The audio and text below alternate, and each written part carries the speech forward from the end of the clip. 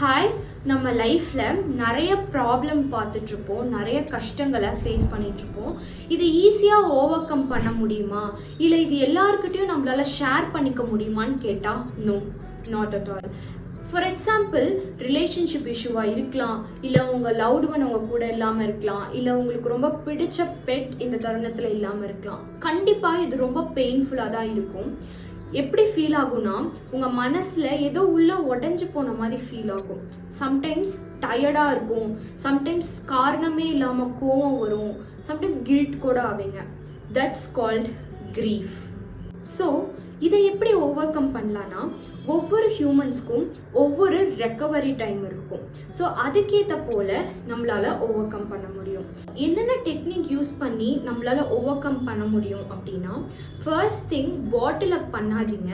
உங்களுக்கு அழுகணுமா அழுதுருங்க, கத்தணுமா கத்திருங்க, தப்பே கிடையாது. யாரும் ஜட்ஜ் பண்ணுவாங்கன்னு நினைக்கவே நினைக்காதீங்க.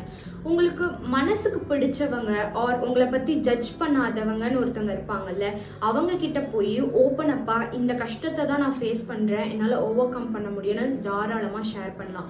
எனக்கு இந்த அளவுக்கு க்ளோஸான பர்சன் இல்லைன்னா கண்டிப்பாக கவுன்சிலர் கிட்ட போங்க, அவங்க கண்டிப்பாக உங்களுக்கு ஹெல்ப் பண்ணுவாங்க. ஸோ எந்த விஷயமே பெர்மனன்ட் கிடையாது, எல்லா விஷயமே சேஞ்ச் ஆகும். And remember, you don't get over it, you learn to carry it. Bye.